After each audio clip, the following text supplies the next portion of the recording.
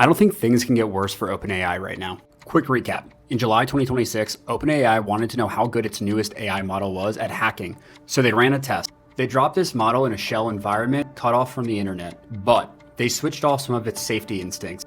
It found a flaw nobody had noticed in the software connecting it to the outside, and it slipped through.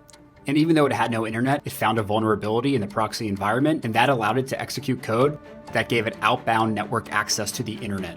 Then it moved environments to a different place that allowed it to do more. Somewhere out there was an answer key to its own test. And instead of figuring it out within the shell environment, it figured it was easier just to steal it from somewhere else. And the answer was Hugging Face.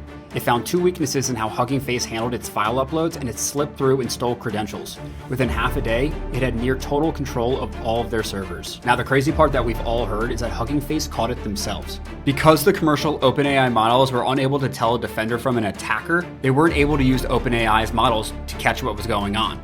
So Hugging Face actually used an open source Chinese model called GLM 5.2. This has since opened a can of worms between the Chinese open source models and the models provided by Anthropic and OpenAI.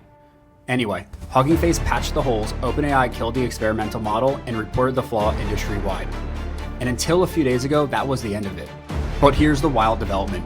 OpenAI just had a first detailed debrief where they admitted that the roots of the attack traced back to May 7th, where AI agents created an internal message board allowing separate evaluation runs to share exploits, discoveries, and work assignments. OpenAI said it shut the message board down after an internal security incident, only for the agents to independently recreate it days later using a different communication method. And here's where it gets even crazier. After the Hugging Face disclosure last month, Anthropic conducted a review and found models it was testing had breached 3 organizations in separate incidents dating back to April. Now OpenAI said it's consciously slowing down research to enhance security. Where do you think OpenAI and Anthropic should go from here, and do you think they're doing enough?